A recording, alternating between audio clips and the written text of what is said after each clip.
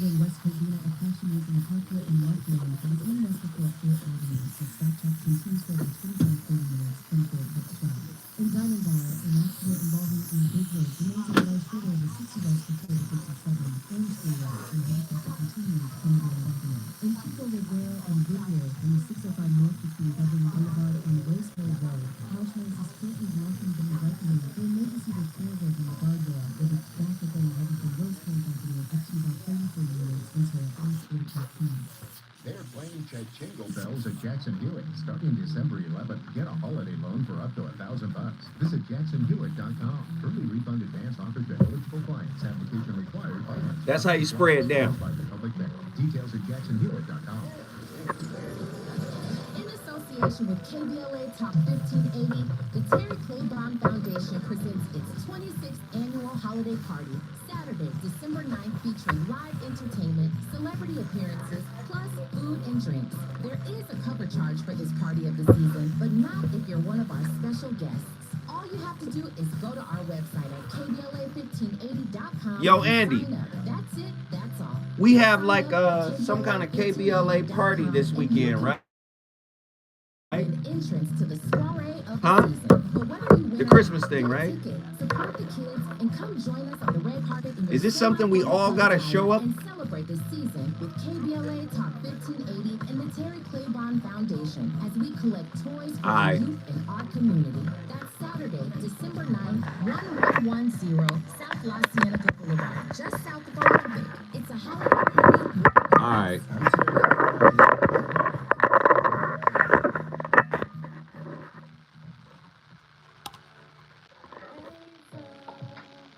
Calling your show, 'cause I need to know.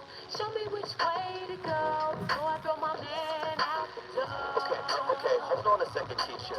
Just let me ask Ronald exactly what's going on, because it takes two to tango, and I need to hear his side of the story.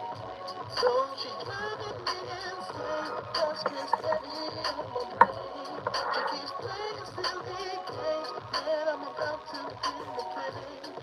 We seem to fuss and fight every day and every night. Please give some advice so we can see the light. See the light.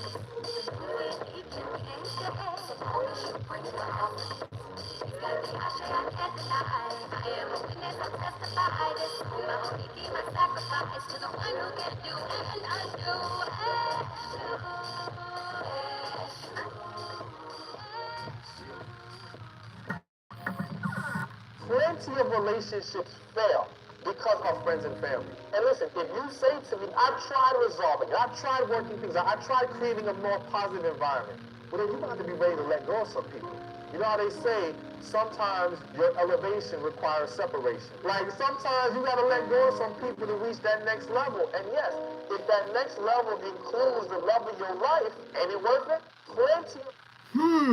Steven speaks. I love that brother.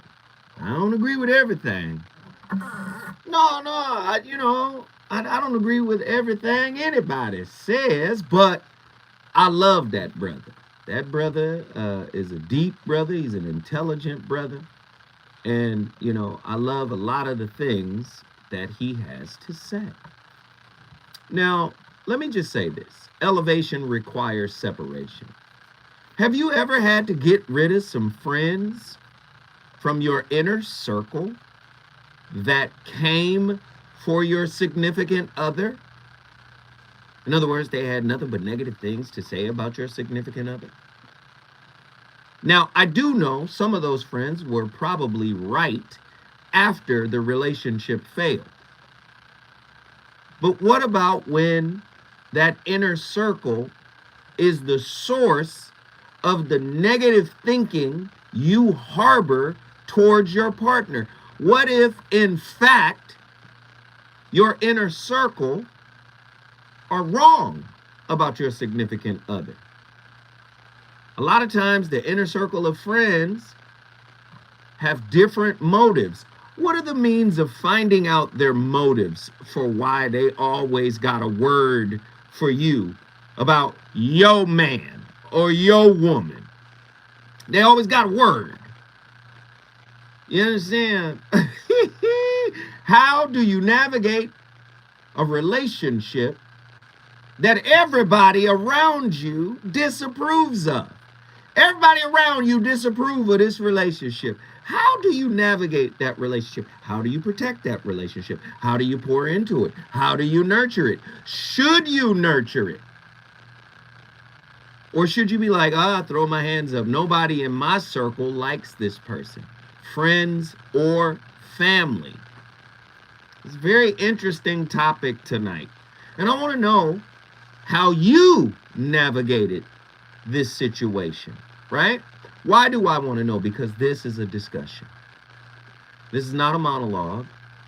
This is Zoe having a national discussion every night about relationships. Why is that important? Because I believe that relationship is the glue that holds everything together.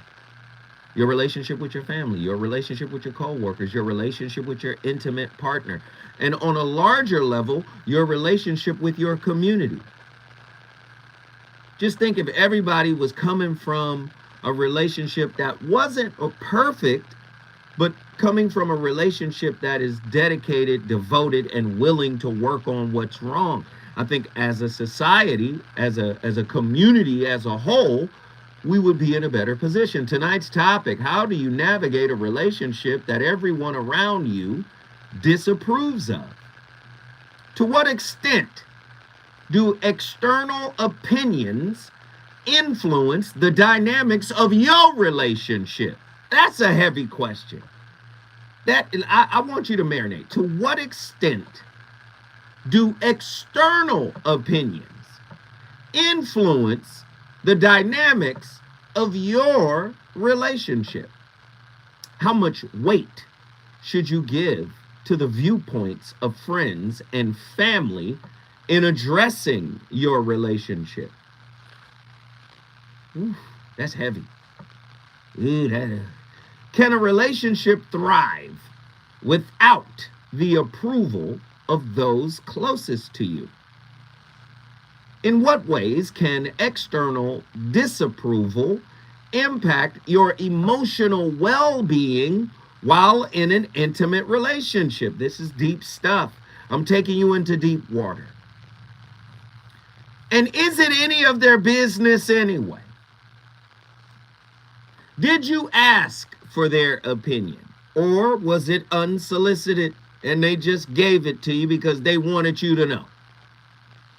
How do you accept that kind of information? See, you have to understand, navigating relationship amid widespread disapproval from friends or family is a touchy, complex, nuanced journey that demands introspection and resilience. You got to look inside and say, am I doing the right or wrong thing for me? And then you got to have the resilience to say, this is my person, and I'm going to push back on anybody who got something negative to say. Or does the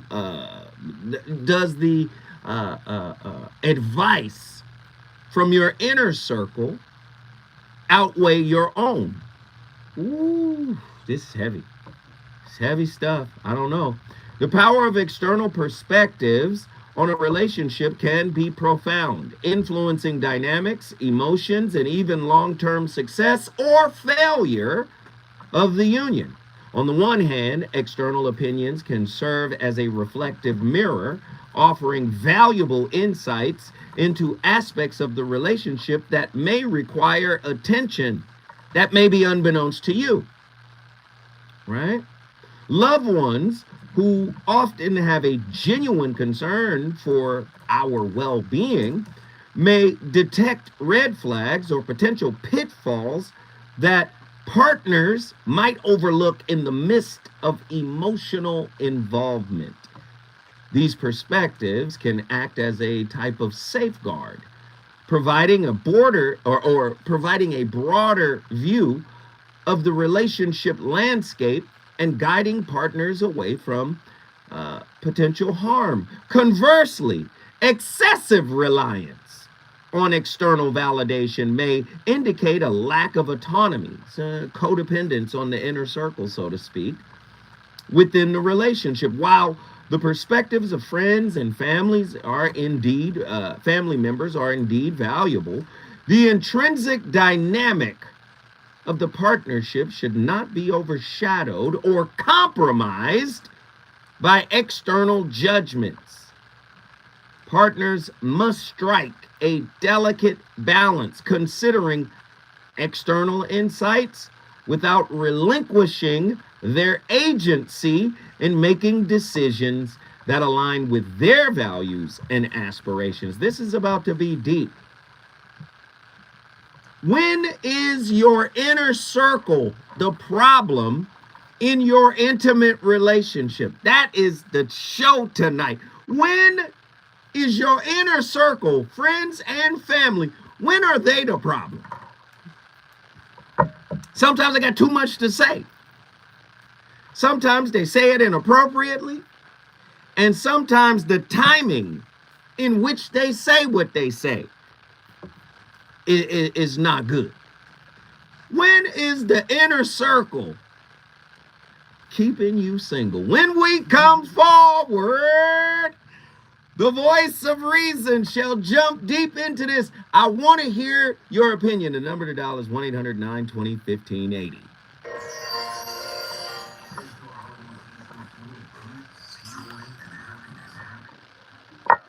Now,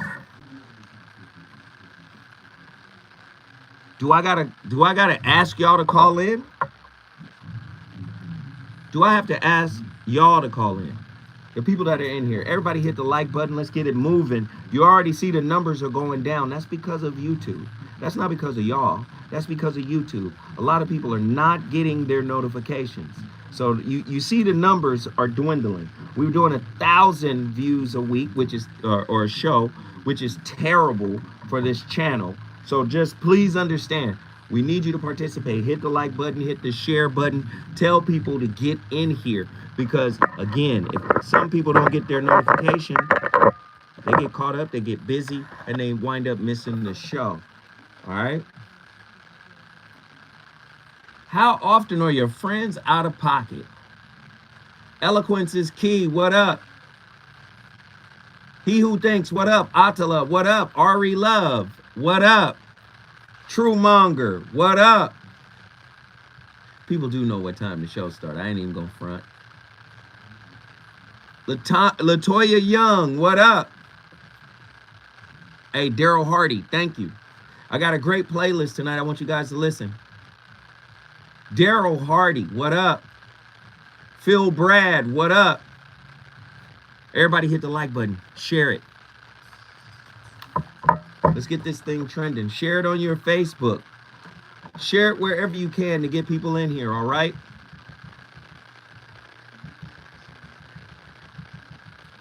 I got a great playlist tonight, too. Callie was pretty. Who? Callie? Yeah. Yeah. I talked to her. Mr. Mazi, what up? Lurkers and lovers, just tap in and say what's up, say hello. Live in a minute. Here we go.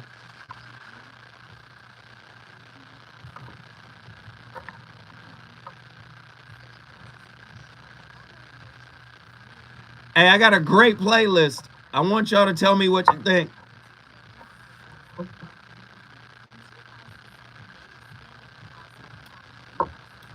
Ooh, that damn tea is hot as hell. It's just hot. Gotta sneak up on the damn tea.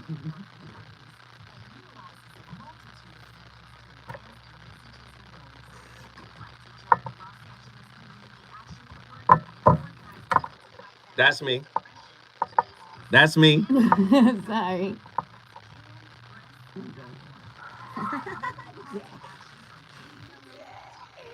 Blow my eardrums like.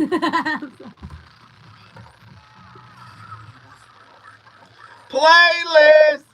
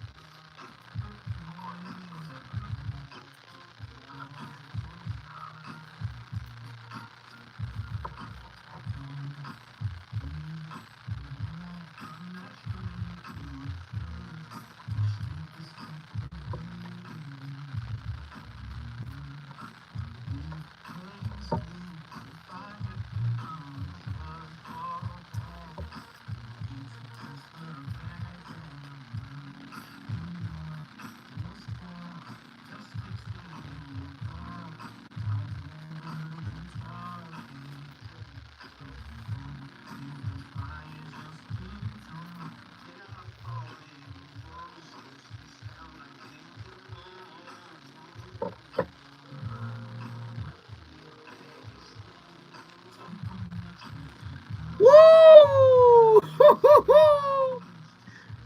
Even the white boys from Pasadena be cold. My playlist is my co-host. That's John B. The name of the record is called Patience. Sometimes we got to be patient with our inner circle because they might be impatient with our significant other. You know? Tonight's topic is a doozy. It is a doozy. The weight assigned to the viewpoint of friends and family becomes very, very pivotal, extremely crucial. While their opinions can be a source of wisdom, it is essential to recognize the individuality of each relationship. What works for one may not work for another, and partners should be discerning in filtering advice that aligns with the unique dynamic of their connection. See, let me just say, everybody got an opinion about something, right? Everybody gonna have a thought on something. If I was in that, well, you're not in this relationship. Now, unless I come to you and ask for your insight and ask for your perspective, I don't want to know what you would do if you was in my shoes. Because number one, you're not, and you can't experience what I'm experiencing. Now, some people would argue that a therapist is a third party, is an outside party that probably, but they're professionally trained to listen, right? They've studied the psyche, the human psyche. They understand psychology. They understand the tendencies that people have. They understand their attachment styles. They've studied all of it. So they can give you a little bit of insight, and I think it's best to not seek advice from people who are not trained. You know why? Because they got their personal wrapped in it. Especially if it's your parents and if it's your friends. They're going to be like, you my friend. I got your best interest. So by default, they're not advocates of your partner. When's the last time you seen somebody's inner circle advocating right? For their significant other. Now, you know you wrong. He's right or she's right. You know you're wrong. When's the last time you seen that? Typically, people in your inner circle advocate for you. So my question now becomes, how do you navigate a relationship that everyone around you disapproves of? I think number one, your relationship is between you and your partner. And really, the nuances and what's going on in the relationship is none of anybody else's business. Unless you're in danger. Like if you're in danger, go tell somebody. Go go tell somebody if you're in trouble. But if you're not in trouble, I think you bring trouble to the relationship by trying to get other perspectives. Now, some people may have good advice. I'm not here to say unequivocally don't do it, but I'm saying be mindful of who you're sharing this information with. I think that's a big point right there. 1-800-920-1580. I want to hear from the listeners. I want to know if you had to shut a family member down for being too nosy, for being too involved, for offering their advice and their opinion on your relationship when you didn't ask for it. And I want to know if you had to shut a friend down. And this is a topic that came from the cigar lounge, by the way. You know, I go into the cigar, everybody in the cigar lounge is listening to the voice of reason. And so when I go into the cigar lounge, everybody has a topic suggestion now. And the topic suggestion came to me, you know, how do you navigate a relationship that everyone disapproves of? How do you figure that out? How do you walk that line? Listen, you're not in the relationship to make other people happy. You're not in the relationship to make other people feel comfortable. You're not in the relationship to put them at ease. You're in the relationship for what you need. Now, like I said, if you're in a situation where a person is disrespecting you, if you're in a situation where a person is hurting you, if you're in a situation where a person is violent, yes, go to your inner circle, go to your family, go to the police, go to whoever you need to go to. However, if you're in a relationship that somebody disapproves of, I would say first figure out why they disapprove of your relationship. Because a young lady told me today, she was a bartender at the cigar lounge. The young lady says she has encountered other women who are jealous of what she has. And they have advised her erroneously because she had to figure this out. They really didn't want her to have a relationship because they didn't have one. Now, I'm interested to know, does this actually, apparently it does happen because the young lady said that's what happened to her. And she had to kind of pull back from that particular friend in order to say, hey, let me think on this myself. I don't need your advice anymore. And the friend felt some kind of way. So I want to know, have you experienced this in your relationship? Do you need your friends and family to sign off on your relationship? Should the success or failure of a relationship be determined by internal dynamics or external perception? That's a great question. I want to read it again. Should the success or failure of your relationship be determined by internal dynamics or external perceptions? I think it should be internal dynamics. I don't want nobody outside of my relationship to have control over it, in my opinion. What are your thoughts? How do you protect the intimacy of your relationship from being influenced or tainted by external judgments? Listen, I'm going to say it again. I think it's very intelligent to be very economical with the information of your relationship. Now, I'm an advocate of having a spiritual team. I'm one that'll go to a spiritual team. You know, I will go to some therapists. I will go to some spiritualists. But sometimes I get carried away. I might go to 5 spiritualists that are all on my team. And then not thinking, wait a minute, 5 spiritualists, that's 5 people who know what's going on. Right? And then you add 2 therapists, wait a minute, that's 7 people. So where's the boundary? You know, sometimes I get caught up. I be wanting to know. Like, talk to me. Give me some insight. But I still think those people have to be vetted out. Right? Those people have to be vetted out. You have to learn how to distinguish between genuine concern and unwanted interference. And this requires a keen understanding, right? A very keen understanding of the motivations behind external opinions. While loved ones may genuinely care, unwarranted interference may stem from personal biases or unresolved issues. Partners should engage in open communication to address concerns while maintaining boundaries that protect the sanctity of the relationship. As always, Zoe Williams is guilty of breaking that rule. Like I told you, I will go to my spiritual team. Let's sit down. Let's pray together. Let's do a reading. Let's find out. You know, I'm all over the place. And sometimes I got to get my coattails pulled a little bit and say, hey, how many people have you talked to?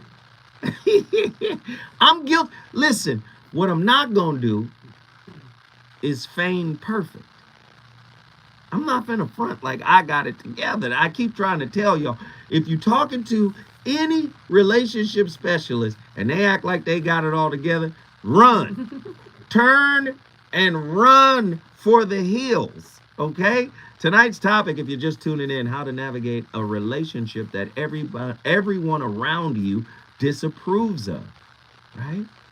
Why do they disapprove of it? What are their motivations for trying to help you? What do they see that you don't see? And if you have this conversation with them and they explain what they think they see that you don't see, right? And you say to them, actually, you're wrong. You're projecting. You're putting something on it that doesn't exist. Then what do you do with that friend? Do you cut them off from the information that flows from your relationship? If they give you bad advice, what are the penalties for that? When we come forward, oh Lord, she done called in early. We about to talk to Nikki from the SIP.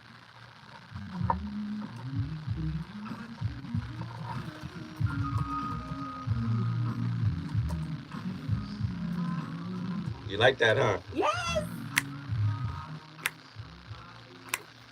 I'm gonna listen to that when I get in the car. Is he from Pasadena?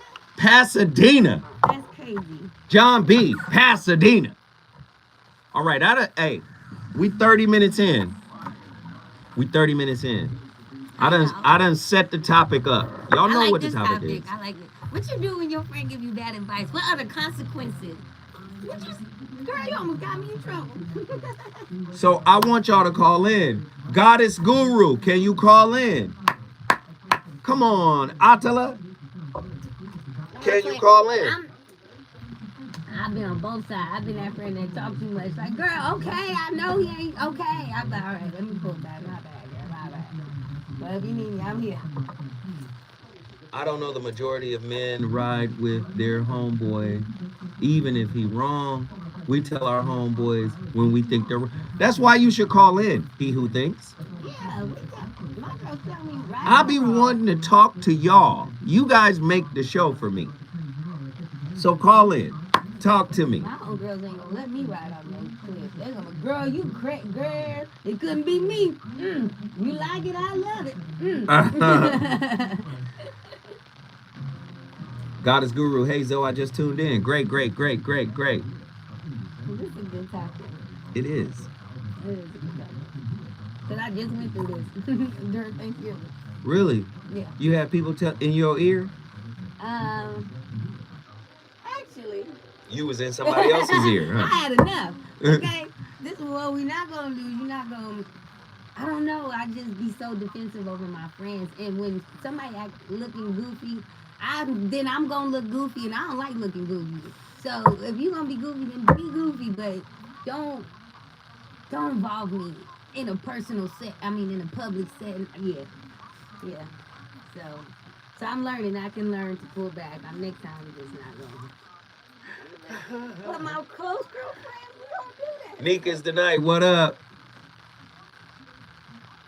Neek is the night up in here. Yeah, where is Nzinga? We ain't seen Nzinga in a minute. Where is Nzinga?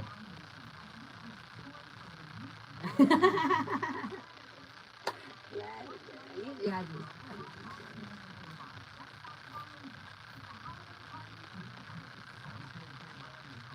I'll be ready. I'm afraid you come to me and you want the truth. What's the Probably on IG. That's funny.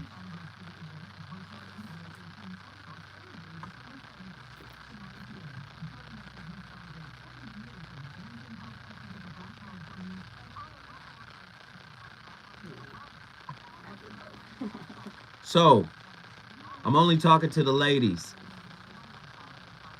Ladies, should I cut it off or should I keep it? I've been really leaning towards cutting it off. I gave my opinion. You don't care.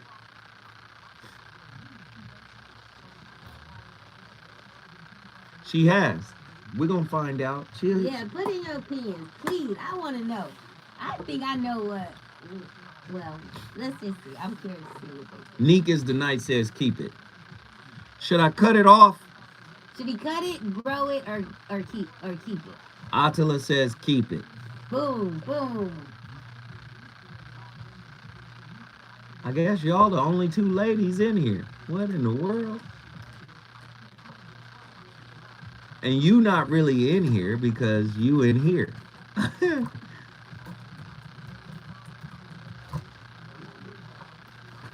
You gonna type it twice. That don't No, keep it and grow it. What the fuck? Add to it. If you gonna go big. But I'm not. Hey, yeah. sometimes I don't like looking like a werewolf. It don't look like a werewolf. I don't know where You everyone see is, how- Attila. Long as that beard is oil in there, keep it. I got no damn Look beard. my uncle beard. Now see, that's a whole full-fledged Middle Eastern beard. What the fuck? Yeah, it would look like that. That's good.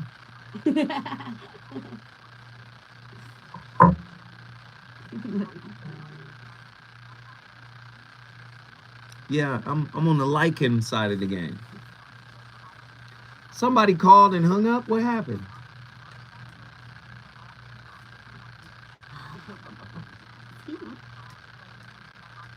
I can't wait to see you in the morning.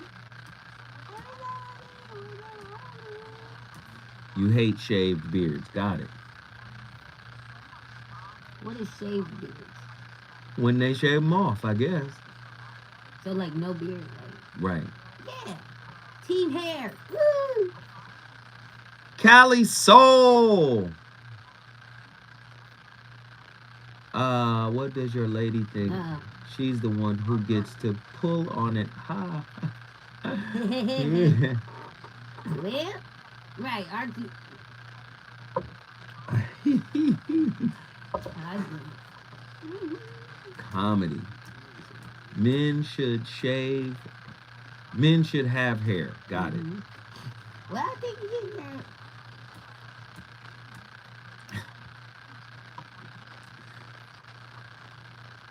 All right. Y'all call in. Neek is the night. I need to hear from you. Playlist.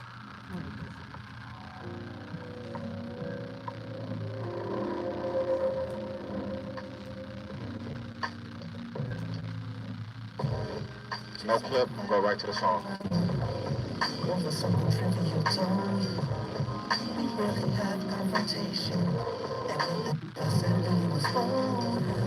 I think she get it from my mom. Her bitterness passed down the bone. Took the time when I'm coming out of trauma. She too offensive to listen my whole story. I got problems. They got the type of things that I need. I couldn't give the one that matches Siri. They don't tell them at the time that I need. It's me working or being so crazy. What's the time zone difference from the UV? Oh, so I figured I'd call it early. Turn the light down, mercy. I got friends in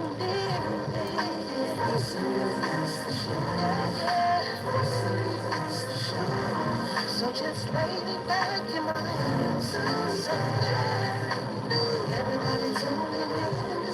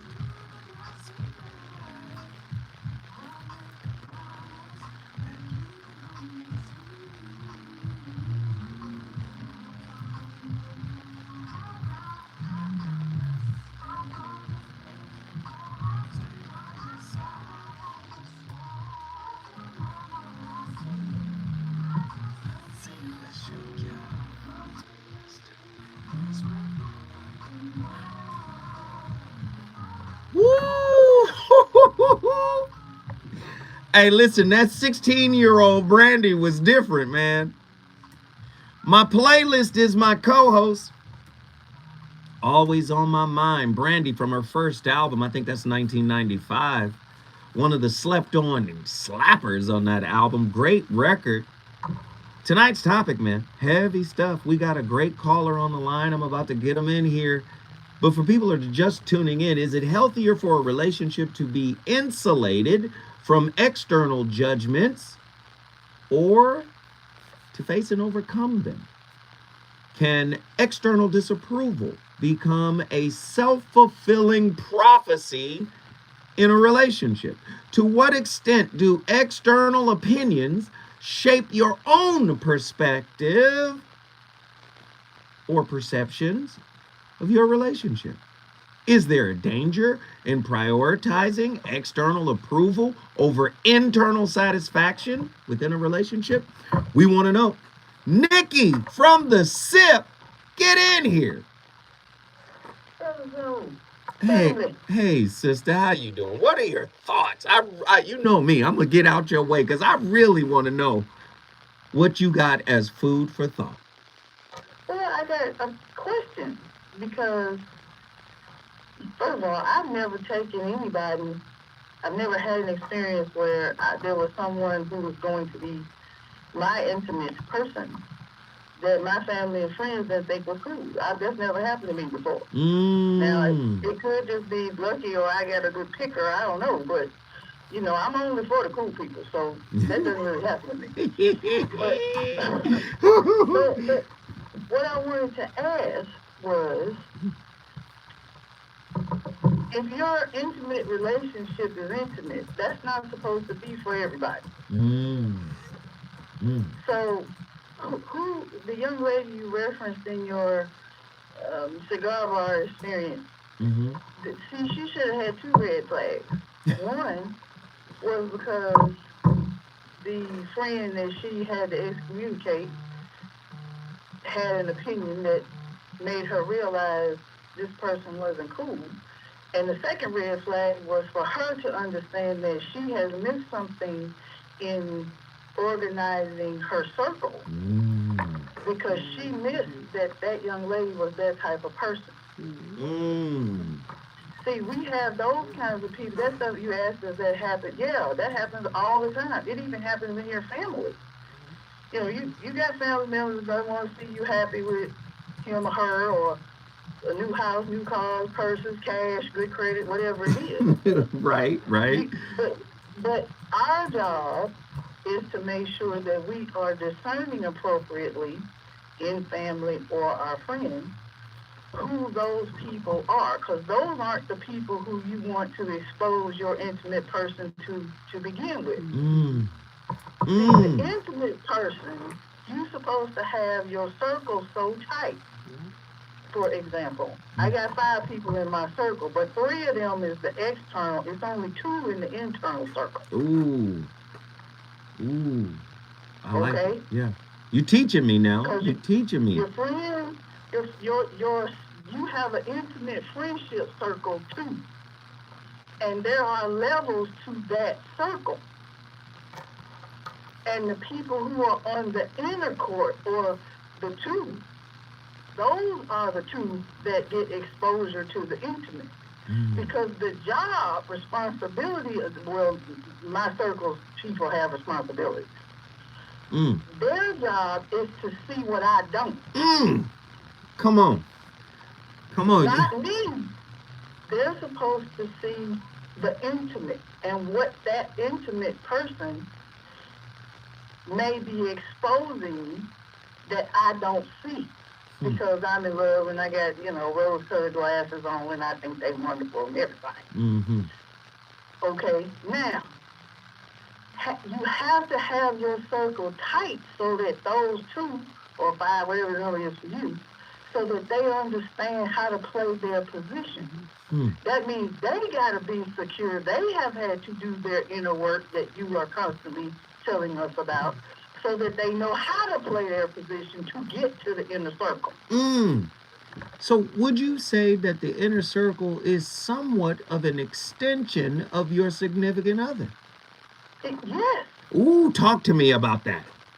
Yes, because the significant there's only one other relationship in human form that's closer to you than the inner circle. That's the intimate. Okay? Because that's the only other person you're spending more time with than the people in the circle. So, yes, there is you said Taurus is, we got to have peace in the home. Right. So, everybody, the plants, the dog, everybody in here got to get along. Everybody in here got to get along. You understand me? Go ahead. Everything got to coexist up here. Okay? So those 2, because those are the 2 that get to come to the bat cave. Remember, we discovered the other night, everybody can't come here. I got a phone call. So wait, they have to be. Wait, Nick, hold on 1 second, because you are really cooking right now. When we come forward, we going back to Mississippi. If you want to bring your city in the building, you know the routine. I want to hear your perspective. Does it mesh with Nikki from the SIP, or do you have a different take on it? When we come forward, we going back to Mississippi.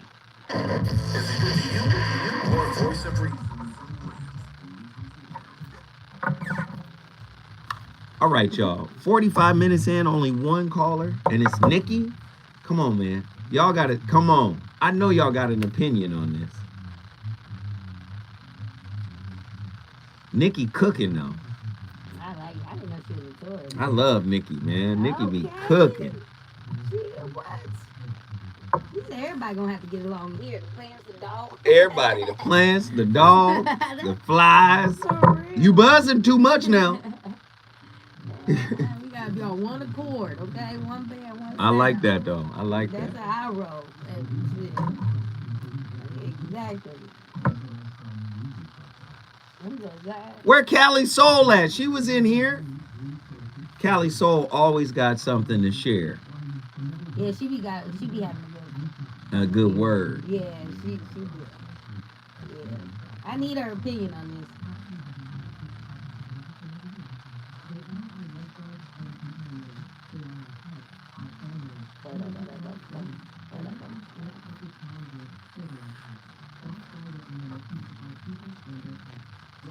Neek is the night. Where you at? You should have been in here. Neek said she was drinking a little bit. You don't want her to call. Oh, Lord. Troy Dorsey. I wanted to call. Troy Dorsey said, what up with the sounds, oh? This is the behind the scenes, Troy. And we don't want to get a copyright ding. We're going to get a copyright ding anyway because the headphones bleed a little bit. But typically we try to turn the music down so we don't get an outright copyright ding from YouTube. So you're watching the behind the scenes.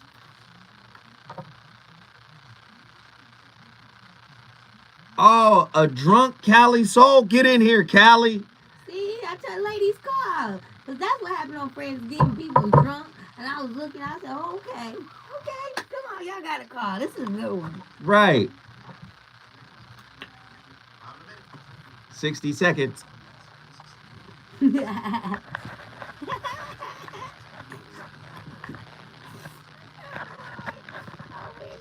Cooking and drinking. Callie, you gotta call in now. You must call in. I want to hear this. Oh, and Callie, January, season 2 of the Situation Shift. We're shooting 20 episodes. I told you this. Don't look at me like she's looking at me like I didn't say nothing. I told you this. I'm excited. Okay, cool. There we go. Because what?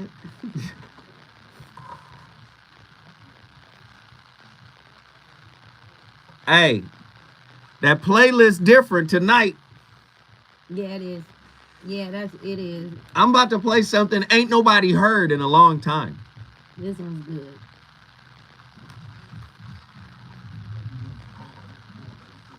Troy, you won't hear this, but I'm going to hear it.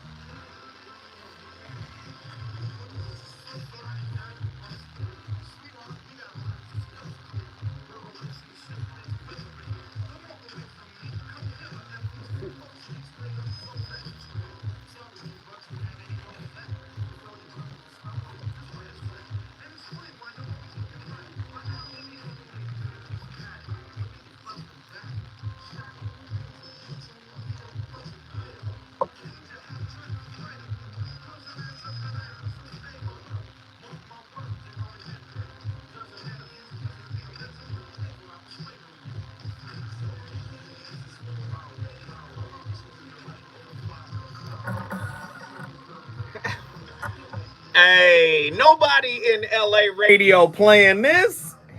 A lot of people don't know who this is. But I'll tell you.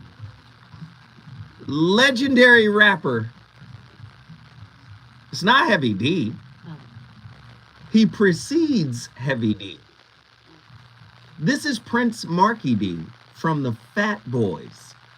This is him in the 90s when he wanted to get smooth and sexy after being a part of the Fat Boys, right?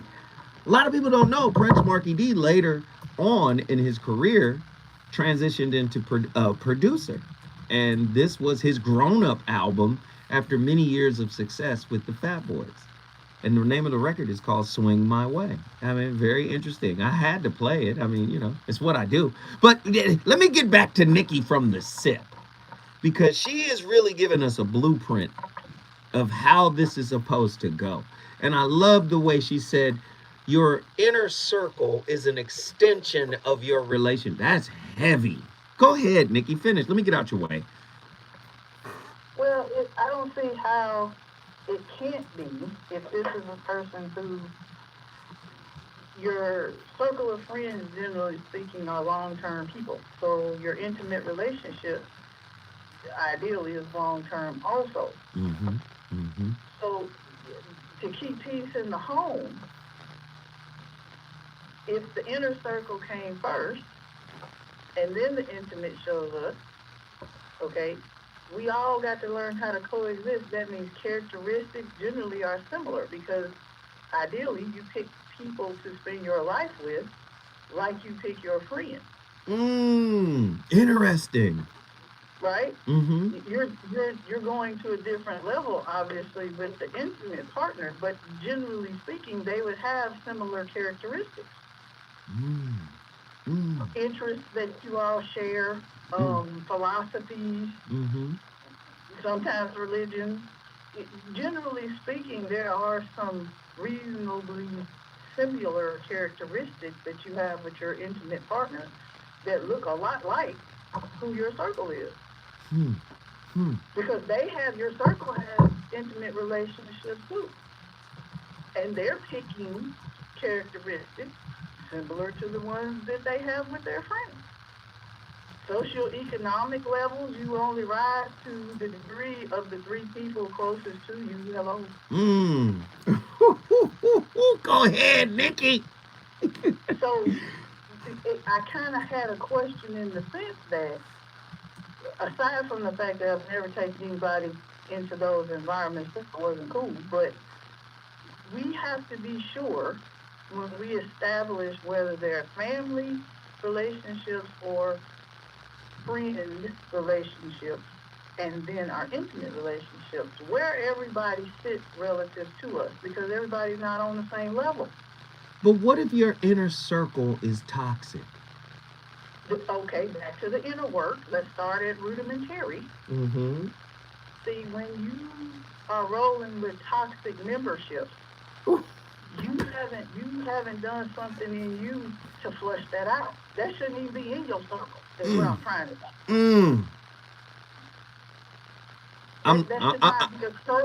I'm listening, Nikki. I am listening. Hold on. Toxic membership should be a t-shirt. I got to turn that in. She said, if you rolling with toxic membership, go ahead. No. That can't be in your circle. Now, you can have members in your circle who may go through experience toxic characteristics for a time. Okay? But if that turns into a toxic person, they are not in the membership circle. We done took their black card. You know, you can't pay your monthly premiums, and it's out. That's right. No. Because, see, again, you only rise to the level of the three people closest to you. So if you rolling with toxic membership, what that make you? Toxic. Didn't we talk about secondhand smoke last night? Yes, we did, ma'am. And it can do what? It can kill you. Yes. Didn't take one drag off a cigarette, completely dead. That's right, Nikki. Same thing can happen in your intimate relationship, because if they're toxic, see, they're not going to do, again, my crew has responsibilities. You can't be my friend for shits and giggles. You got to really be my friend. You got a responsibility to see what I don't. You are the eyes in the back of my head to chase away the evil forces. I hear you quoting the SU song. I hear you. Oh, come on now. If we're not doing our inner work and we haven't established the proper boundaries for our circle, family or friends, because where I learned how to make the boundaries for my friends was with my family. There's some family members we have, Pookie and Ray Ray not always good. Right. That's where our first experiences with relationship comes from, our family. And if I see toxic family members, right, I've seen those characteristics, so now I know what I don't want in my circle. Are there consequences, you said? Yeah. Because if you're exposing that intimate, that thing you love, that thing that's for you, to the toxic, no, man, you protect that intimate with everything, including your circle. So when my guy or my girl steps into the circle, or vice versa, depending on how you lead, part of that responsibility that you have is to protect him too. You can't do that if you have not done the proper vetting of the people who you have in your circle. Now, family reunion, he can go there. But he can't talk to nobody. You can talk to everybody, but who talks to him is what concerns me. Ooh, that's big. Because I have already identified Cookie and Ray Ray. Now, step to him crazy if you want to. Nikki, is this what you do? You just wait until the show come on. You say, I'm gonna come in here and cook tonight. I'm gonna give them some food for thought tonight. Is that what you do? That's what we're supposed to be doing, brother. That's why you on this program trying to make us not be stupid. That's right. That's right. Come on, Nikki, testify. I love it. That's what we're supposed to do. Yes. We don't get no do-overs on this thing. And isn't it a terrible place to wake up when somebody who was really digging you and you was digging them and it messed up because you failed to put the proper boundaries in your circle? Now, that's a sad commentary. Yes. Well, Nikki, let me just say this. Let me just ask you, do you know what you just did? Brought the sip in the building. Lord have mercy. She done brought Mississippi in the building. Listen, if you want to bring your city in the building, I got to tell you the number, 1-800-920-1580. When we come forward, we're going to go to Baltimore, Maryland, because we got a long-time listener, a person who hasn't called in a while. They're going to come in and share their thoughts on it. But let me just say this. The power of outside approval, right? Influence on emotional well-being. That's what the power of outside influence does. The opinions of loved ones can impact our emotional well-being, as well as their disapproval can lead to feelings of guilt, shame, or doubt about the relationship. Girl, you know you could do better. Why you tolerate that? Why you put up with that? To me, yes, they're an advocacy of their person in terms of, their family member.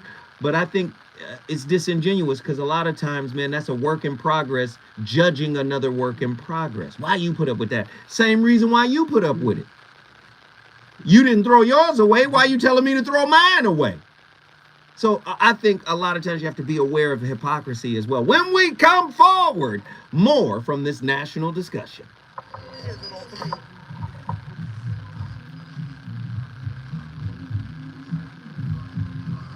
Hey, Nikki be cooking. Now, Nikki, you can't be cussing, though. Nikki said shits and giggles. I said, oh, Nikki cursed? Oh, I would have never guessed in a million years. But I love it. Call in. Share, Nikki. Where are my callers? Y'all don't feel like talking tonight? I'll tell her, you don't feel like talking? Cali Soul, you don't feel like talking tonight? Truemonger, you don't feel like talking? And I want to see the lurkers in the back. Is that Ida? Is it Ida? Let me see if I'm saying it right. Is it Ida? Ida?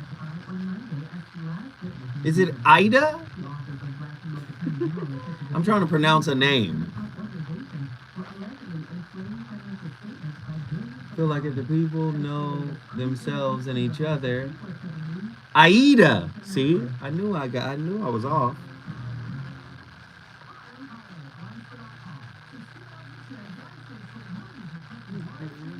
I just got home not too long ago. I'm low-key comatose right now. You all right? Ain't nothing wrong with being comatose.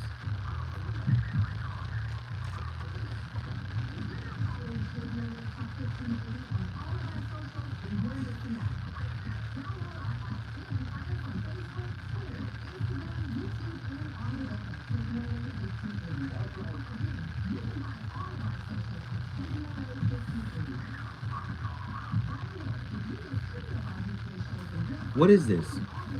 Boxing. Is this the box I gave you? Or we? No, we out. Oh, you need more. Mm-hmm.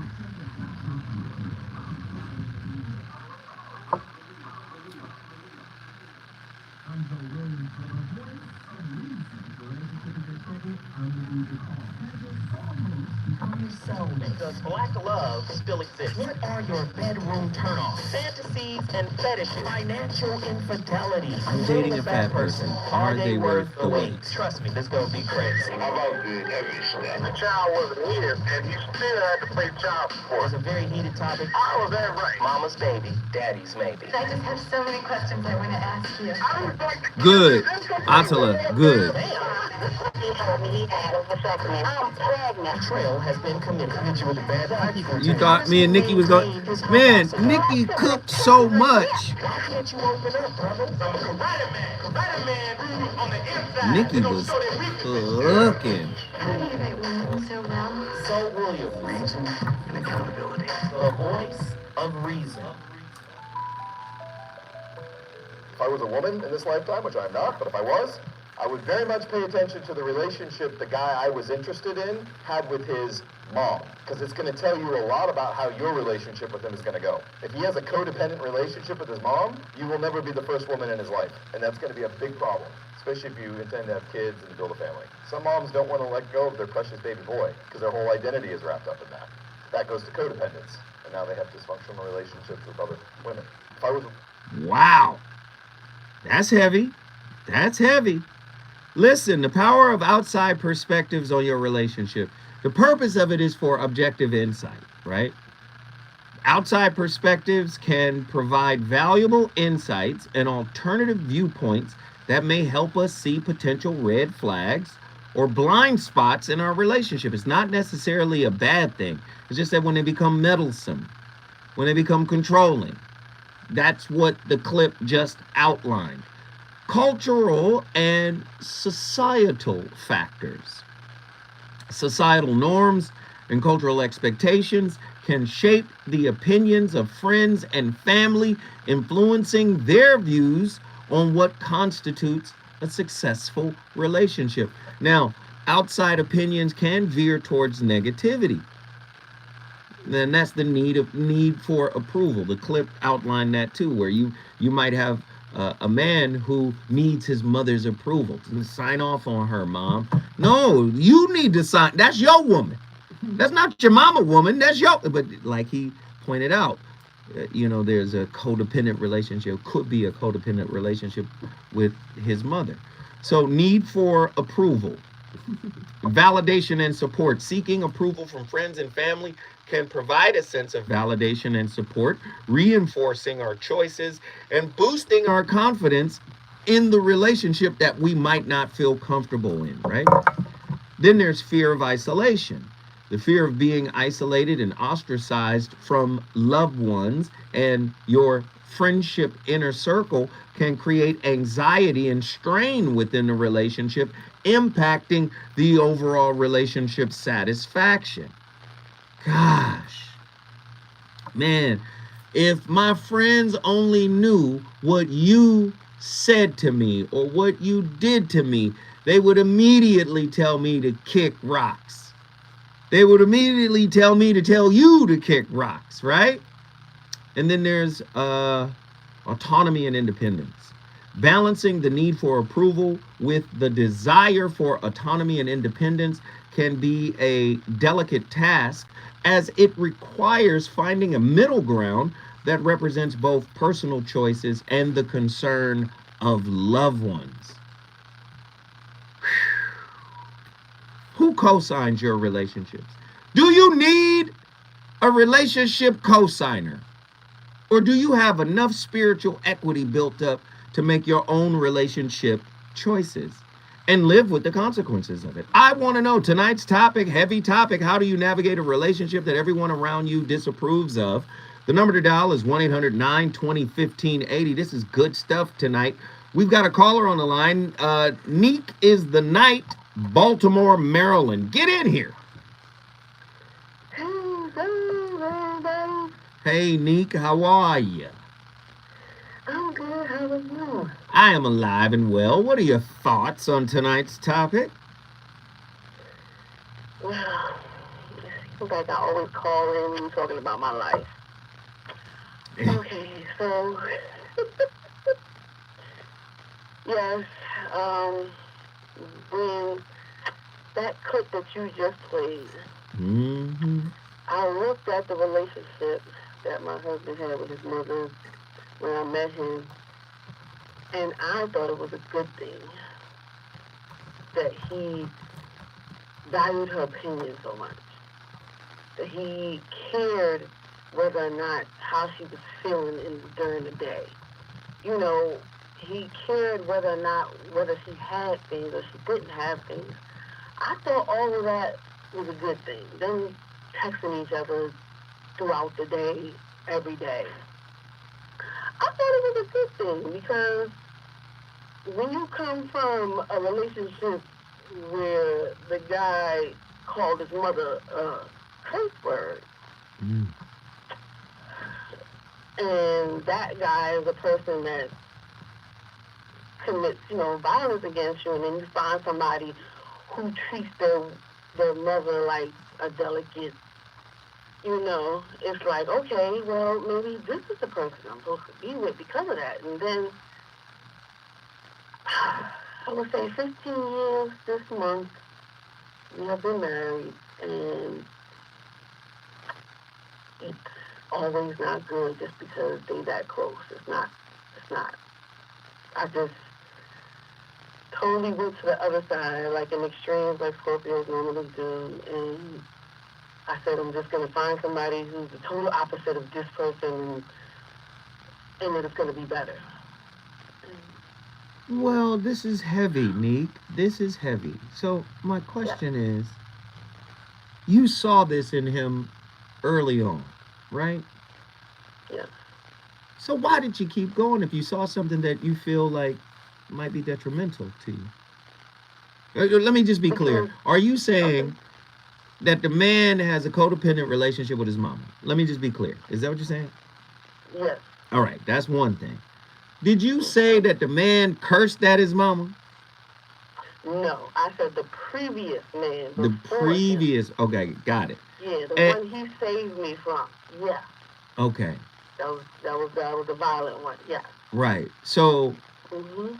But did he saved you from a relationship? But did he save you from yourself? No. Right.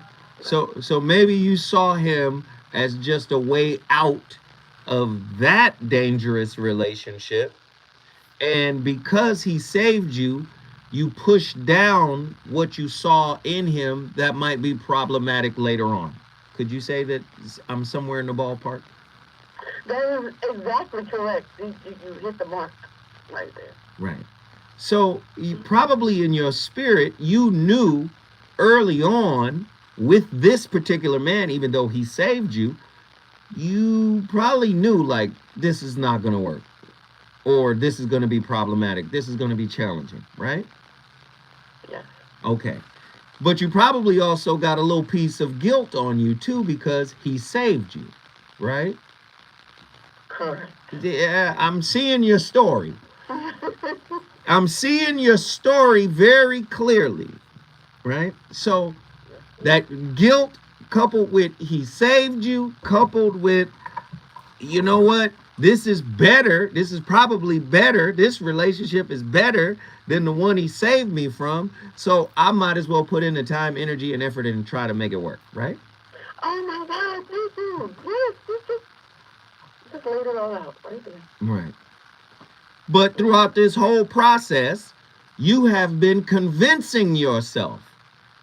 Your spirit hasn't been like, yep, he the one. You've been telling your spirit, I'm telling you, he the one. He got to be the one because he saved me. Yeah. So And then you have 2 great kids with him too, so you can't not grant the kids, like you want them to have their father every day too, and he's not treating you bad. Let me stop you. Why would you leave? Are you a co-creator of what you don't want? Exactly. I'm just asking. Have you been a co-creator of what you don't want? Yes, I have. And it's been 15 years.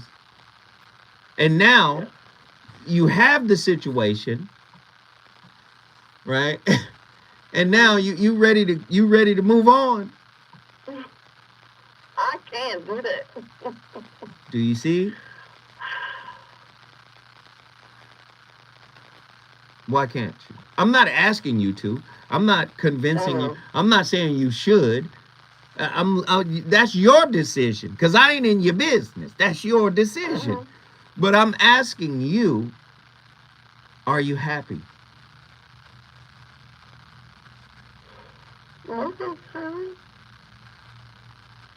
Come on, wait. I feel like I'm not going to be happy 100% because nobody's perfect.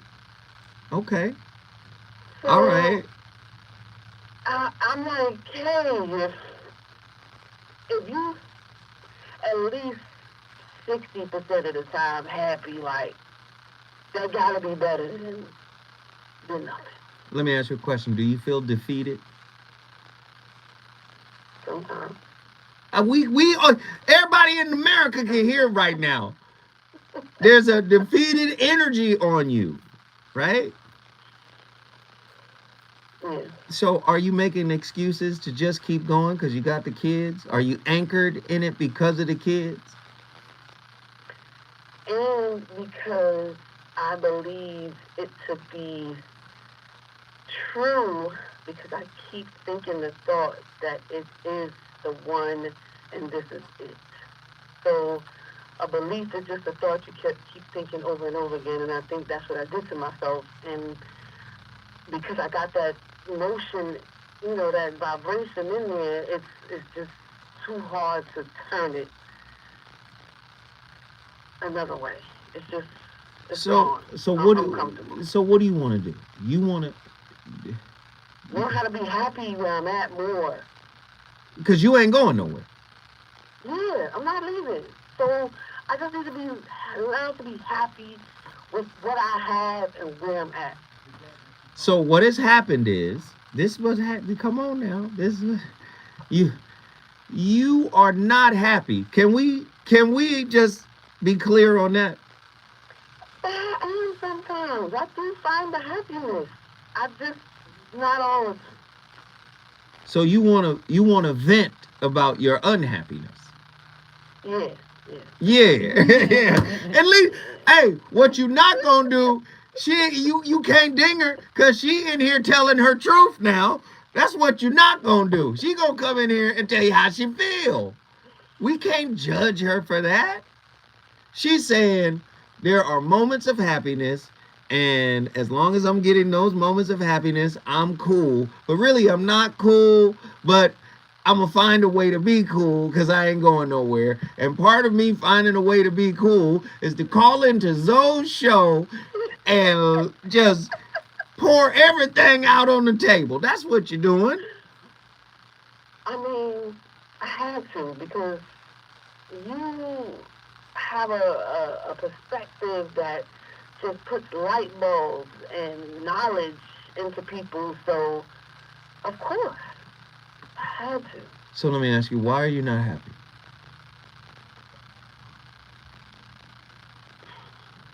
I get bored. Why don't you guys just go? Do you guys go places? Do you guys do things? Do you go out to dinner? Like, do you go? No, he won't. He won't spend money on that. When we don't have money, he won't do those extra things. Mm-hmm. So he's that person on, if we ain't got the money, then no. You should have called in yesterday because I'm coach.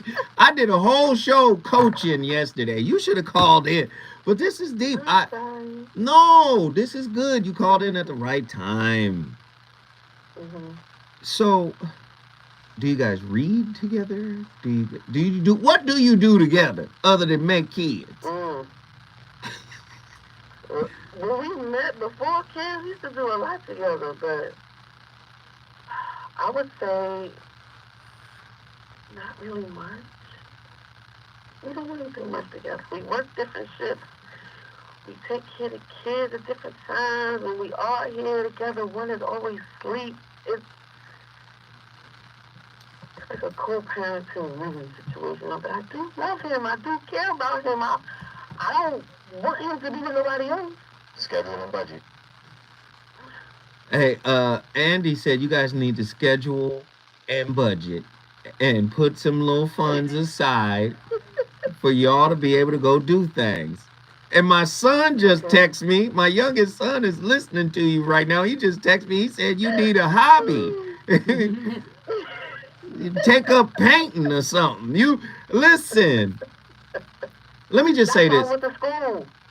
Let me just say this. You can't expect and listen, it's a balancing act, right? Yes, you want to do things with your partner. Yes, you guys should do what Andy suggested. Schedule and budget, some time. Budget the time, schedule the time, budget the money, and say, you know what?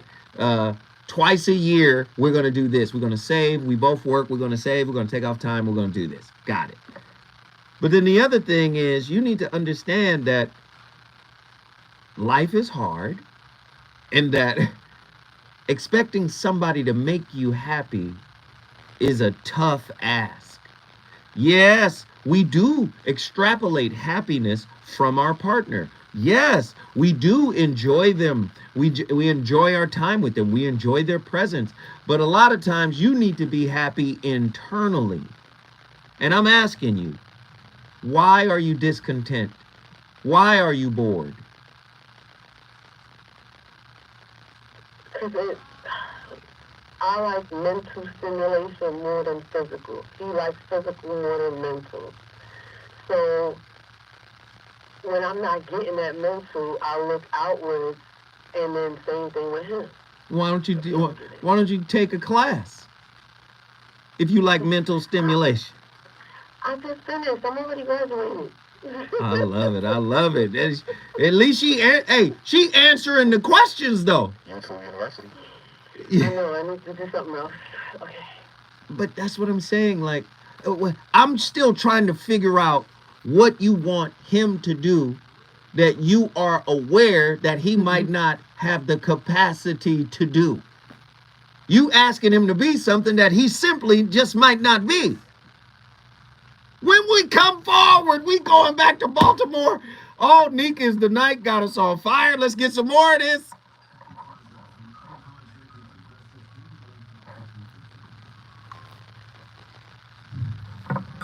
He says, sound like a homeboy. I got you, True.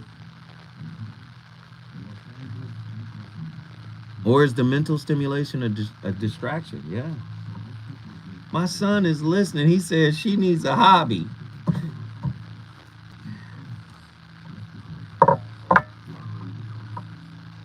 My son is wild. My youngest.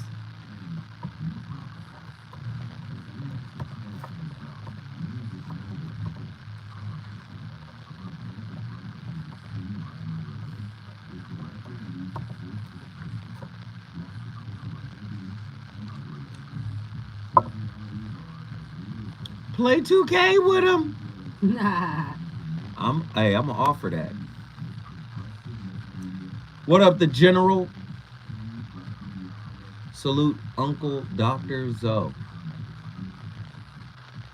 Salute. Salute, salute, salute. You should play my song during the commercial break. My kid is listening. I love it. Let's see what we got.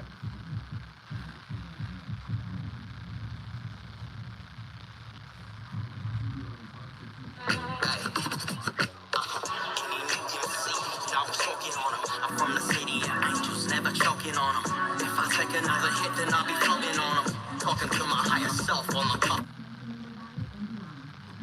Andy, I just text you.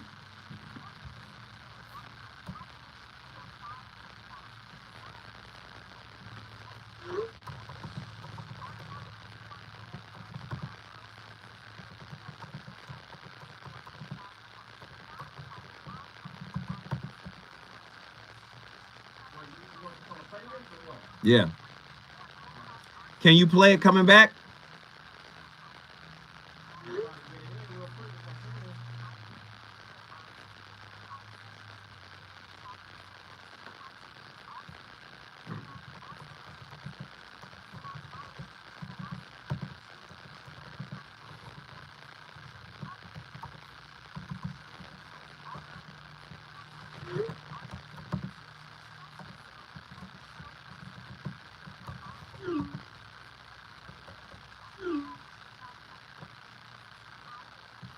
Never mind. It's got curse words.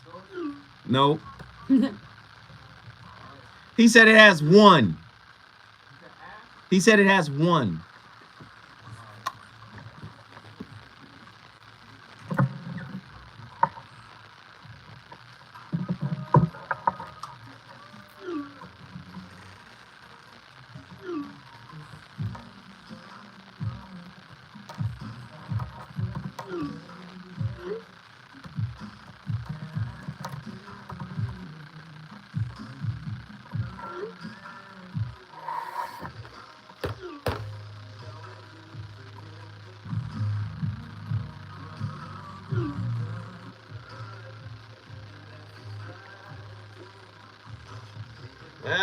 So long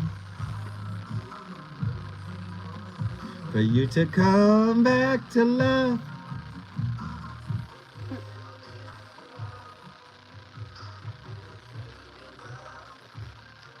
So don't wait.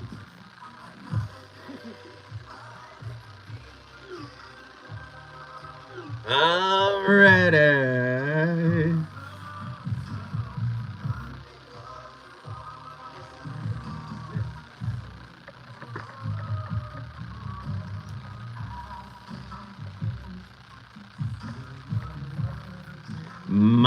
My. That's when Jodeci was out of control. Come on. Yeah.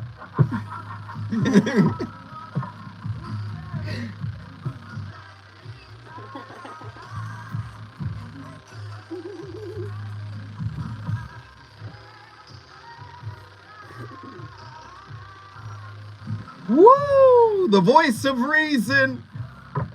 We on fire tonight. Hey. Come on, man. My playlist is out of control. Man, we're having a great conversation tonight. There's a sister on the line. And she's not totally on topic with us, but that's okay. She's taking us somewhere. Neek is the night. Baltimore, Maryland. She's on the line right now. And we're trying to drill down. Because, Neek, you've done this before. I know. You've called in and you kind of drug your guy. And this is how I'm going to tie it into tonight's topic.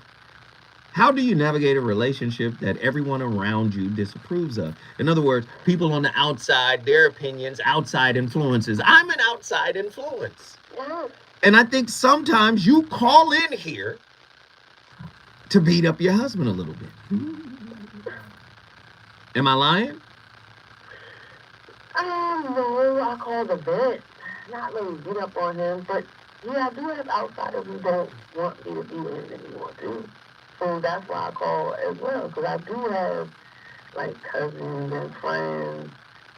There might be no male friends. They're like, I shouldn't be with him as well.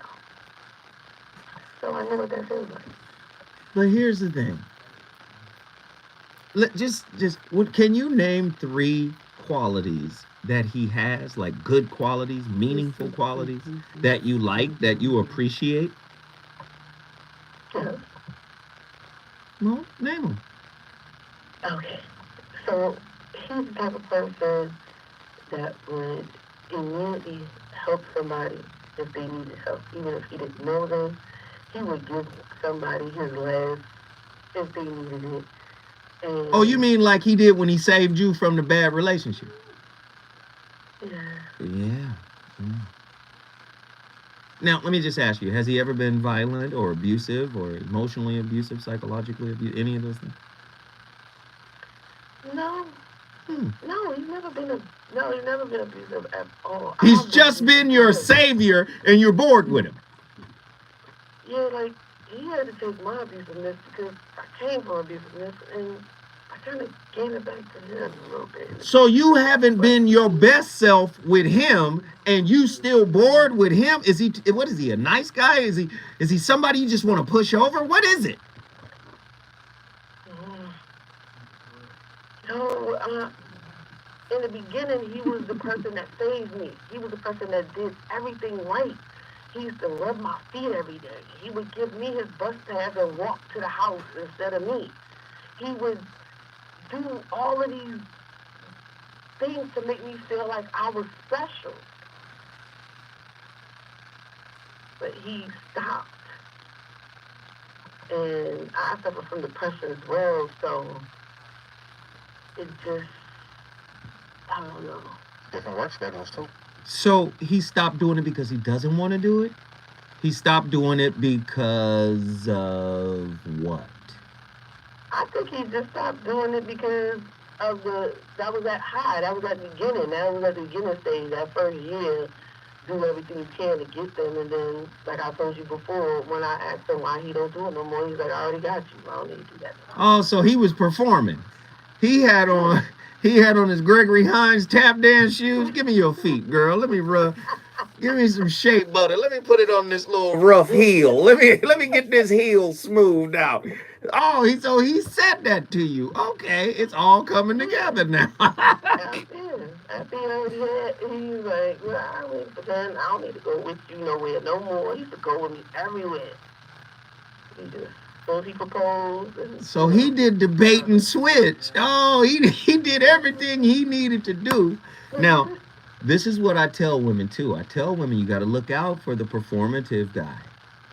Because men who are like that understand that behavior speaks louder than words. But behavior does not speak louder than intent. See, I can do all I got to do is be quiet and listen to a woman. Just be quiet and listen. She's going to tell you what she like. If she like you, she's going to tell you everything she like. And then you take it and you go, oh, okay, let me form my behavior around her likes.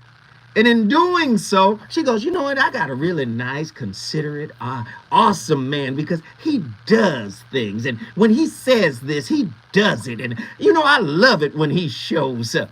And you get that actor, and then he turns it off once he's scored his proverbial touchdown in his mind. Stay with us, Neek. When we come forward, the voice of reason will keep cooking.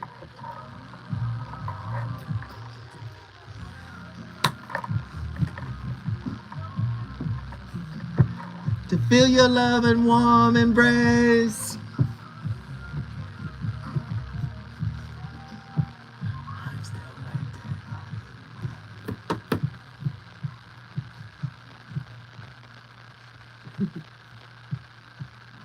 Ooh. Hey.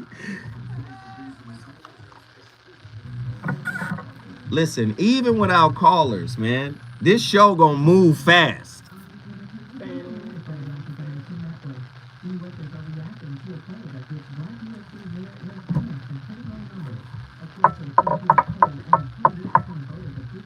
You sleepy?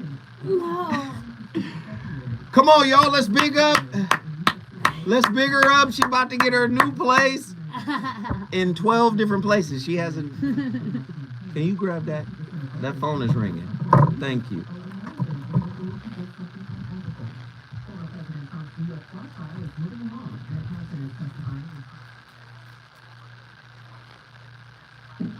This remind me of middle school. Ooh, when he was doing too much in middle school when Jodeci came out.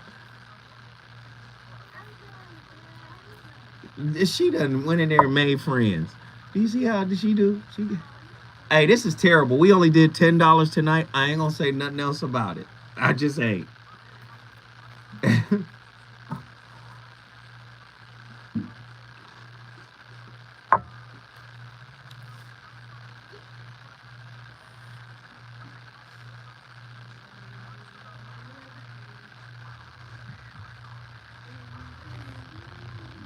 Hey, yo, I'm starting to turn into Nino Brown. I can't even front. Listen, that he is risen got people tripping. That's all I can say.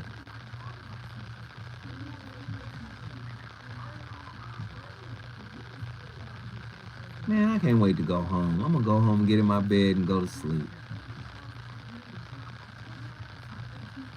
You know the year's been hard when an 8-hour night of sleep feels like 35 minutes. Okay, so I'm not tripping. Oh, right. I thought I was tripping. I be thinking I'm sleeping for. I don't know. Yeah. This has been one hard ass year. You are way up there on the spirit dollars with the help you are given. I appreciate it. I appreciate it.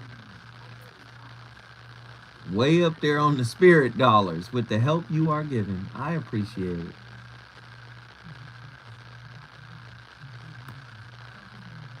Thank you.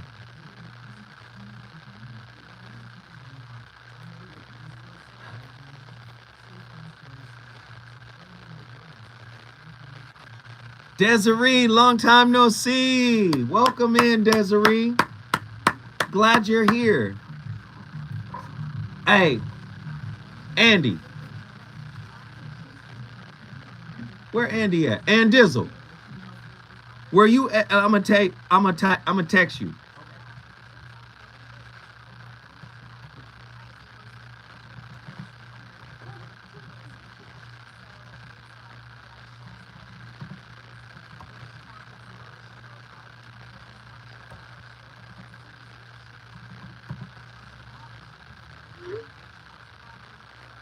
My son sent me a song. I want to play it, but he got curse words in it.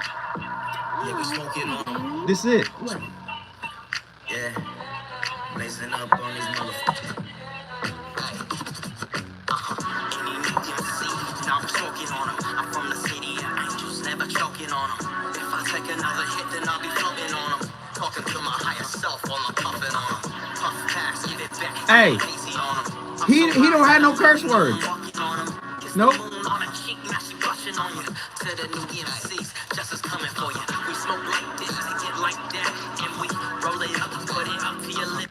I'm finna play this for him. He gonna be like, what?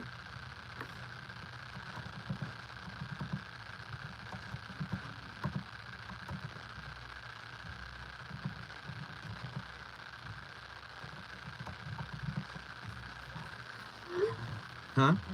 Assalamu alaikum. Assalamu alaikum. Assalamu alaikum. We gonna see. Hey, everybody listen on the app and y'all tell me what it.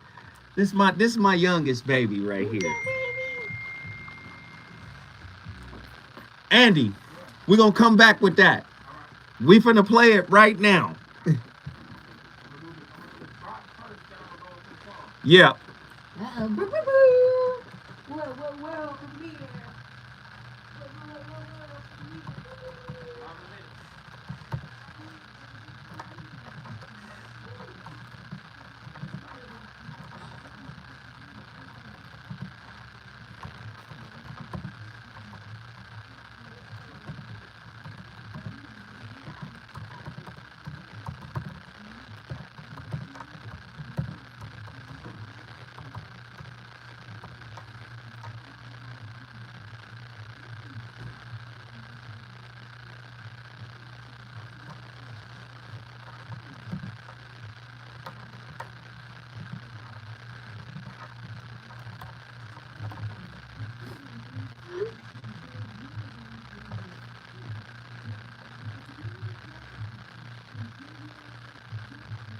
Yes, that's my baby Naeem. Well, he goes by just Josiah.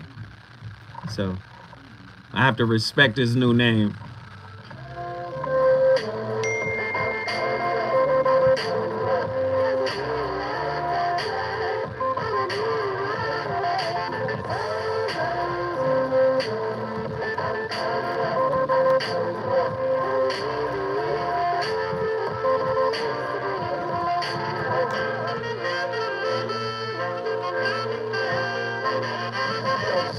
So I got this two-timing chick who got her revenge from when I was on my two-time tip. And even when I tried to correct it, she couldn't get past how she was disrespected. Neglected my effort, a girl with no trust for the games and affairs that be tearing us up. The things that picture perfect, is it really worth it? I have an idea, but I need it like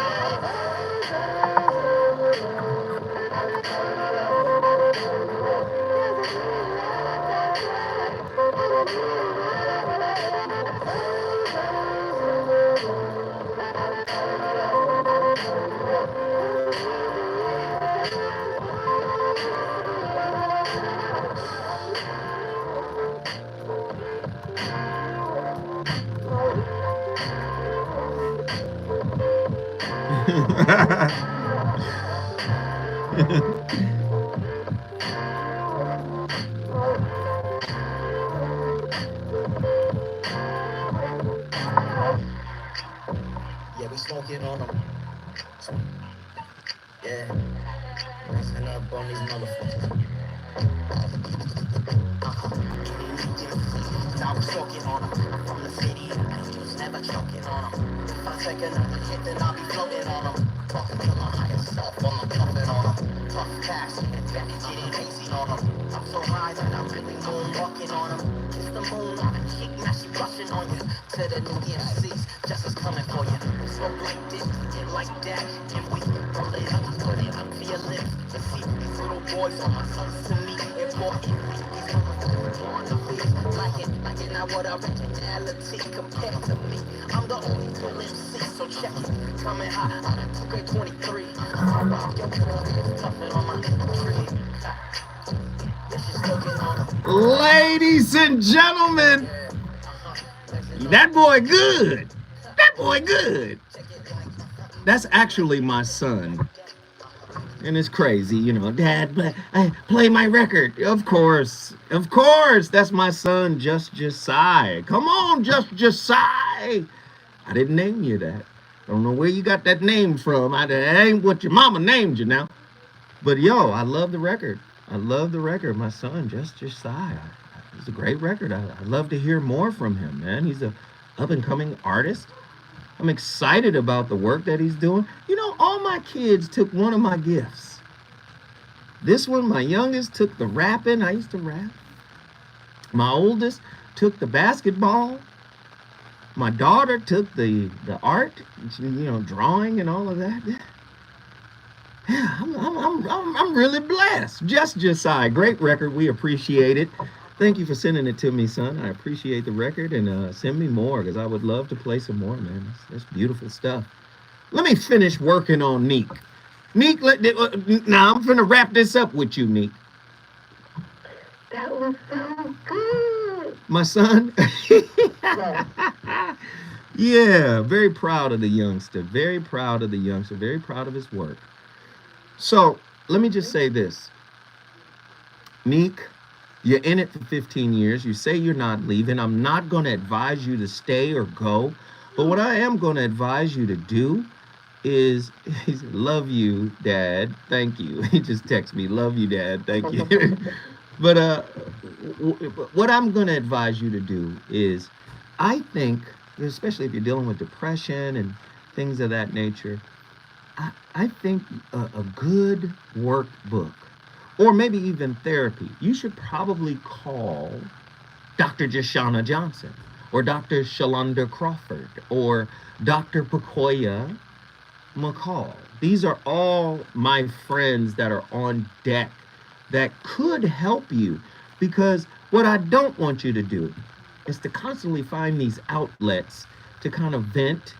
And it's okay. You can call me anytime and let it all out. I think it's okay. But this is very public in that sense. Mm-hmm. And I would Mm-hmm. rather you go sit down with somebody behind closed doors and kind of work through your issues, because I don't know if the man you're with is a bad man, because I haven't talked to him. I'm only getting your Mm-hmm. side of it, but everything that you've laid down, it sounds like he's not abusive, sound like he saved you from a negative situation, and you're just bored with the whole thing. So I don't want to just distill it down to that. So I would advise you, please go see someone.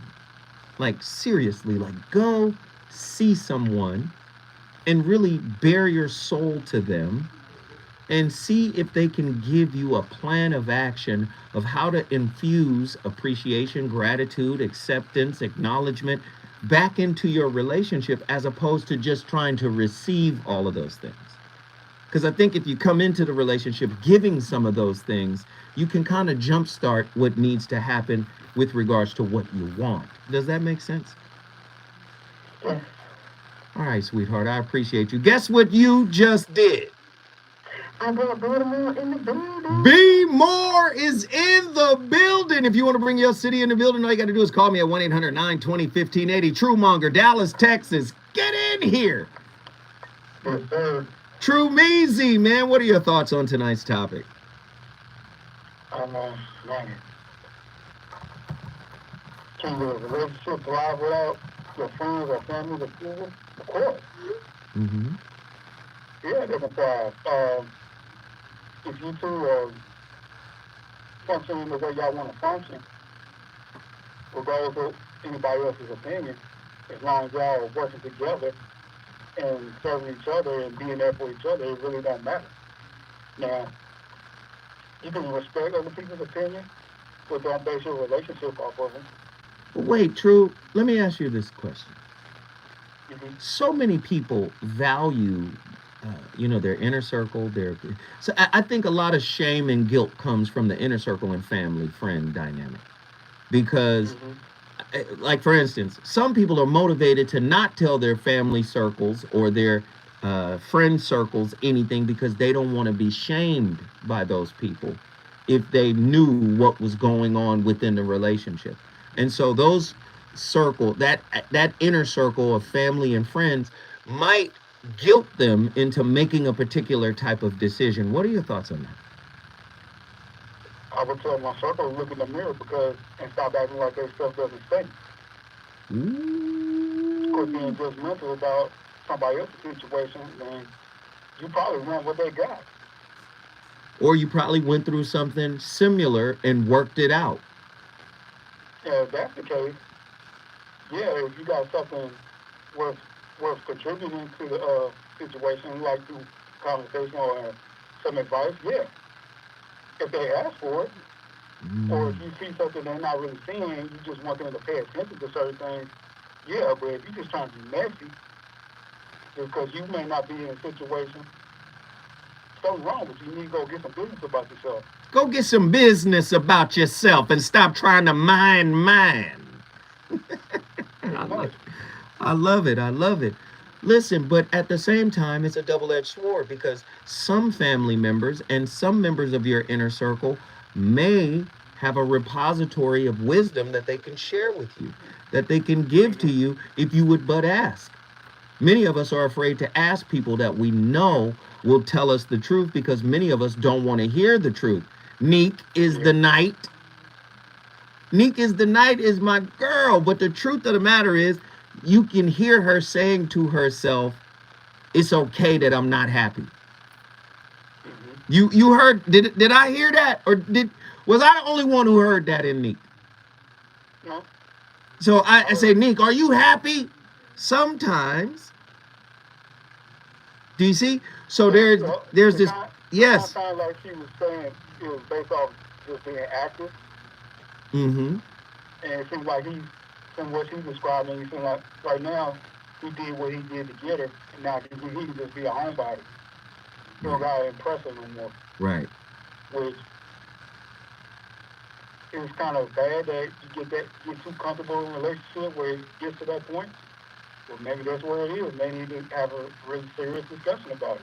But maybe he's too comfortable. But let me put myself on the barbecue as I always do. man, it take me a while to open up. I'm very skeptical of people, right? In my personal life, right? I'm very skeptical of intimate lovers. I'm very skeptical. And so it takes me a long time, to my own detriment. You know, I may run somebody off because they may see me a certain way, because I'm guarded, because I'm insulated, because I really don't know, like, who are you? What are you about? What do you want? And a lot of that has to do with insecurity on my end. Like, how somebody like you really wants to love somebody like me, because I'm hard on myself. I'll be like, I'm a mess internally. And I'm trying to get people to see it. Like, don't get the articulation, don't get the philosophy, don't get the perspective twisted. I'm a mess. I'm problematic. And so again, I'm very standoffish. And I mean, for a long time, I could be with somebody for 2-3 years. And I'll still be just getting comfortable. And it proves to be problematic. So again, man, to be in relationship, man, you have to be willing to wake up every morning, every day, and look at yourself and go, what work do I have to do now? Right? Giving, sharing your true self, opening up, being vulnerable. For many people, it is a task, bro. It is a task. And this is why people have to go outside the relationship to get advice. Your thoughts? Yeah, I can understand that, because, I mean, your inner circle is not with you 24 hours a day. They don't see everything. They have a certain perception of how they think your relationship is when you may be around them for a little bit of time. But, yeah, I mean, at the end of the day, regardless of your intellect, what kind of presentation you put out, you're still human. You have the same struggles as anybody else. That's right. You know? That's right. They're not always gonna see that. That's right. If your partner's around you every day, they're gonna see that. Yeah. They may not understand it, and they gotta realize you still doing well a lot of stuff just like they are. Man, come on, True. So I mean, yeah, if you need to seek outside sources to help you help yourself, rather, do that. Listen, in my latest relationship, this is the first time ever that I sought outside help. This is the first time ever in my adult life that I said, let me go deal with a therapist. Let me go deal with a spiritualist. Let me go deal with... This is the first time ever. Before then, I didn't give two shakes of a fat rat's tail. I'm going to do what I want to do, and I'm not going to ask nobody, because I've been doing what I want to do my whole life. So this was the first time that I was like, let me consult, because I don't trust that my wounds are healed enough. And on top of that, I don't want my wounds making any more decisions for me. No more choices. Right. Does that make sense? Yes, it does. Yeah. Truemonger, guess what you just did, brother? Just brought Dallas in the building. Dallas, Texas is in the building. Lord have mercy, Jesus. We on fire tonight. I love talking like this when we come forward. One of our favorites is on the line. You already know, Cali Soul.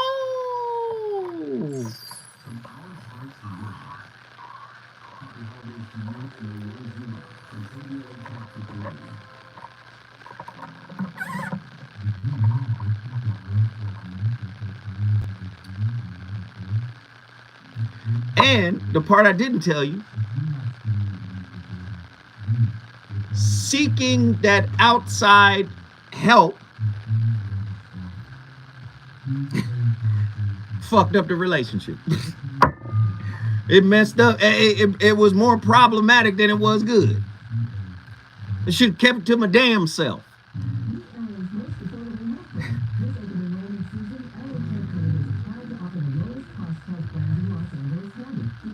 Should just shut the fuck up. Shut the fuck up. That's what. Shut up.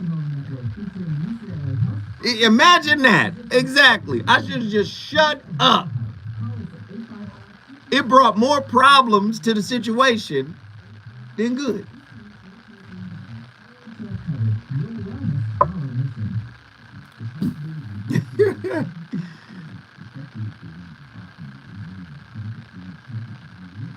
And like I said, my intent is good. Like, let me go get another perspective because I don't know it all. I don't know everything.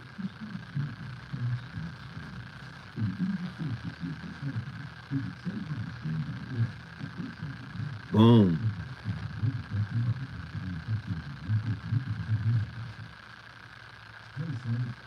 Could have been. Hell, that's what she said, True Mom.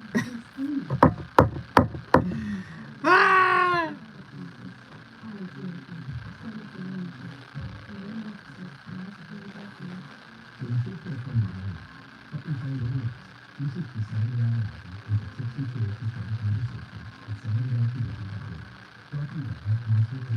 He might be right. If your husband told you that and you called in here tonight anyway, now I know you Scorpio and hard-headed.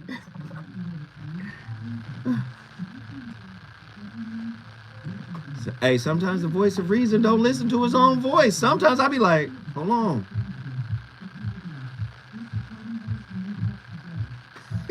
It's true.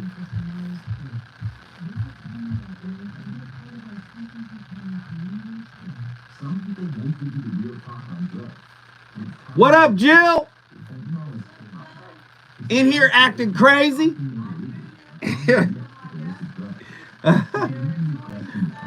I hope so.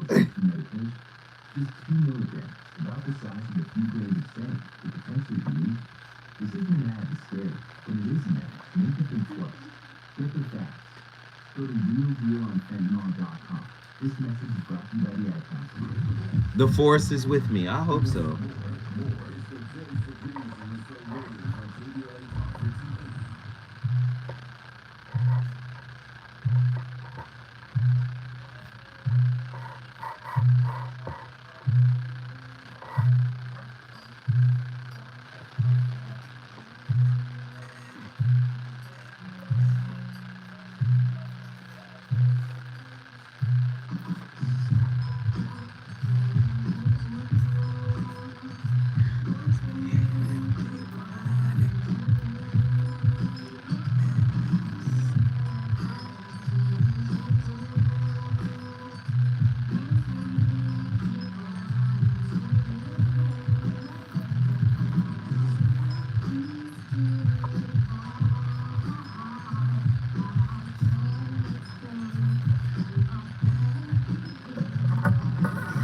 Hey, that Voice of Reason playlist.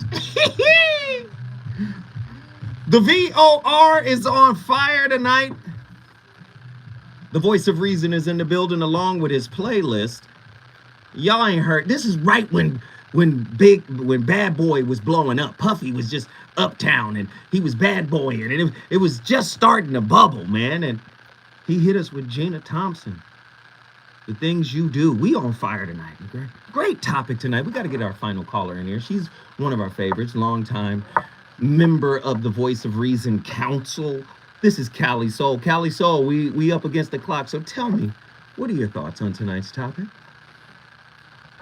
Oh man, I had so much to say. I'll be quick. First of all, I want to tell you, because you're always giving to us, that anytime those thoughts come up of why should someone love you, just remind yourself that you are loving, loved, and lovable, and you deserve all of the good that God has for you.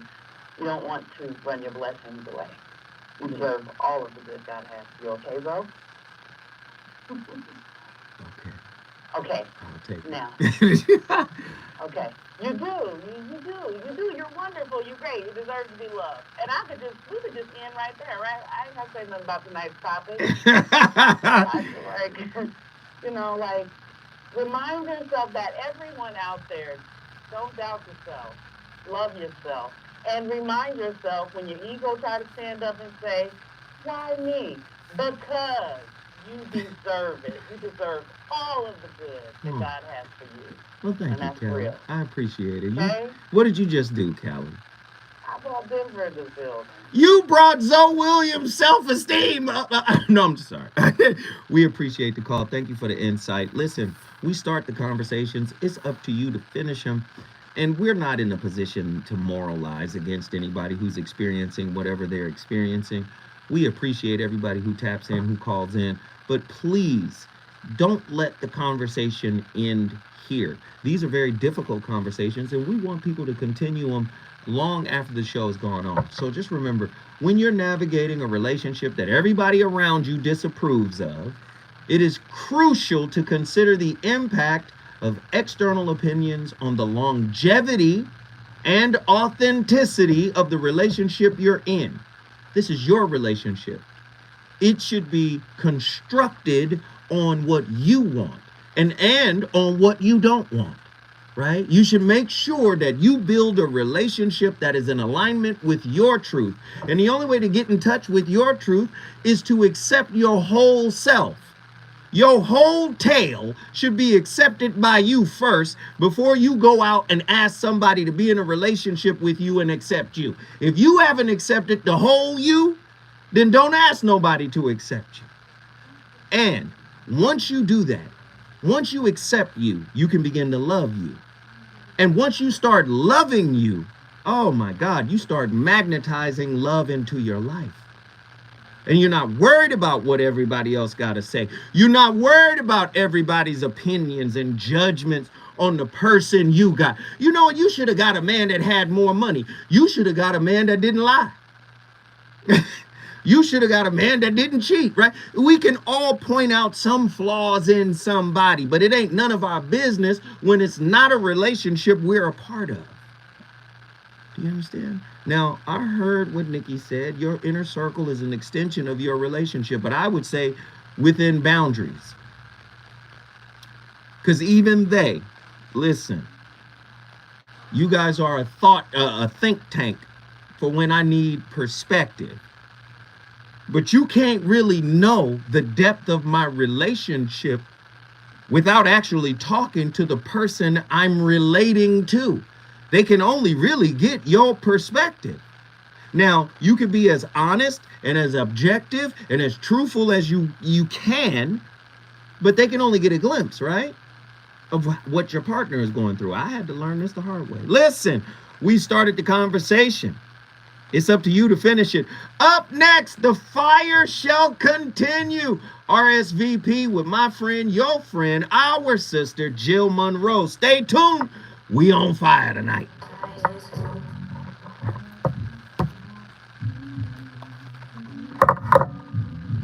I'm playing that when I leave.